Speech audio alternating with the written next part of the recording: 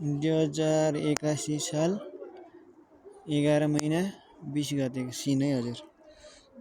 यस स्मरणको लागि राखेको बुढेसकालमा हेर्नको लागि।